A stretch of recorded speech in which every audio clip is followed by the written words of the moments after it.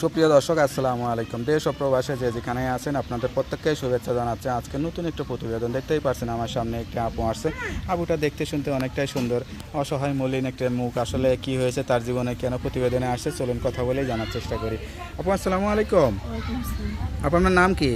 শিউলি। শিউলি আপু, কেমন আছেন আপনি? ভালো আছি। ভালো আছেন। আমার বাড়ি কোথায়? যশোর। যশোর। পরিবারে কে কে আছে? মা আছে আর ছোট ভাই আছে। আচ্ছা, বাবা কি হয়েছে? বাবা মারা গেছে আর মা অসুস্থ। মা অসুস্থ, বাবা মারা গেছে। তাহলে আপনাদের সংসারে খরচ টরচ কে চালায়? আমি চালাই এখন বাসা বাড়ি কাজ করি। হ্যাঁ, লেখাপড়া করেন না আপনি? পড়ছিলাম 7 পর্যন্ত।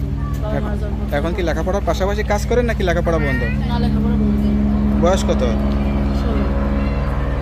এখন কি চিন্তা বা কি আশা করে আসছেন প্রতিবেদনে? যে আমার মার দায়িত্ব নিব, আমার দায়িত্ব নিব, ছোট ভাই দায়িত্ব নিব, তার কাছে নিব। সবার দায়িত্ব নিতে হবে, তাইলে বিয়ে করবেন।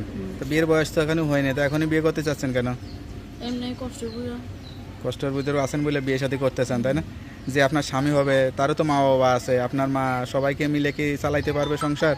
শুধু আপনাকে বিয়ে করে নিলে আপনার মা দেবে না বিয়ে? দিব।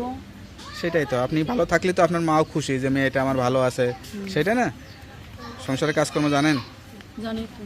আচ্ছা আচ্ছা। তা এখন আসলে লেখাপড়া, স্কুল কলেজে থাকার কথা, এখন বিয়ের কথা চিন্তা করতে, এটা কেমন লাগে নিজের কাছে? খারাপ লাগে। নিজের কাছে খারাপ লাগে। লেখাপড়া শিখে কী হওয়ার ইচ্ছা ছিল? কিছু আর টেনশন ছিল না, লেখাপড়া করতে চাইছিলাম কিন্তু টাকার জন্য করতে পারিনি। লেখাপড়া শিখে চাকরি বাকরি করবেন সেরকম আশা ছিল না? ছিল কিন্তু করতে পারিনি। করতে পারেন না, তাই না? আর কোনো শখ ছিল? না, কোনো শখ ছিল না। আর কোনো শখই ছিল না যে একটু গান টান শেখা? আপনি তো নায়িকা আছেও সুন্দর, একটু নায়িকা টাইকা হয়, এরকম কোনো স্বপ্ন? গান টান শখ ছিল না। নামাজ কালাম পড়েন? কোরআন শরীফ পড়তে পারেন? পারি। নামাজ কালাম পড়ে আল্লাহর কাছে কি চান, কি দোয়া করেন? দোয়া করেন না? যে ভালো জায়গায় বিয়ে হোক। সেটাই দোয়া করেন। আচ্ছা, তো আপনার মা তো আছে, আপনার মা আসলে একটা ছেলে টেলে দেখে দিতে পারতেছে না? টাকার জন্য দিতে পারতেছে না। যৌতুক চাই হুম। না? বিয়ের যৌতুকের খরচ জন্য বিয়ে ভেঙে যায়। বিয়ে তো ভাঙার কথা না, আপনার মতো মেয়েকে যেই সেই বিয়ে করতে যাবে, কিন্তু আরও কিছুদিন পরে বিয়ে শাদী করবেন, 18 বছর বয়স হলে তারপরে বিয়ে শাদী করবেন, ঠিক আছে? তা কেউ যদি সরাসরি আসতে চায়, দেখা সাক্ষাৎ করতে চায়, সঠিক তথ্য পাবে তো? আচ্ছা, তো আপনার সঙ্গে কীভাবে যোগাযোগ করবে? নাম্বার আছে? নাম্বারটা মুখস্থ আছে? না, নাম্বার তো নাম্বারটা আমার কাছে দেন, আমি দেখে বলে দিই। হ্যালো বিয়ার, শুনতে পারলেন এক অসহায় গরিব ঘরের মেয়ে, বাবা নাই।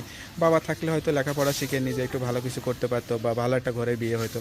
এখন অভাবের কারণে বিয়ে হচ্ছে না। সব কিছু জেনে কেউ যদি যোগাযোগ করে বিয়ে শাদী করতে চান, এই নাম্বারে যোগাযোগ করবেন। তার নাম্বারটি হচ্ছে 019982975110। নাম্বারটা খোলা থাকে তো? সবসময় খোলা থাকে। যাক, নাম্বারটা খোলা রাখবেন, আর যত কষ্ট হোক সত্য কথা বলবেন, সত্য দিয়ে জীবন সাজাবেন, ঠিক আছে? আর কিছু বলতে চান? আমার কিছু বলছি না। আর কিছুই বলবেন না? না। আচ্ছা, তো ঠিক আছে। কেউ ফোন দিলে যোগাযোগ করে বিয়ে শাদী করে সংসারী হয়ে যাবেন। ঠিক আছে। নামাজ কালাম পড়ে আল্লাহর কাছে চাইবেন। তো ভালো থাকেন, দোয়া করি। আসসালামু আলাইকুম।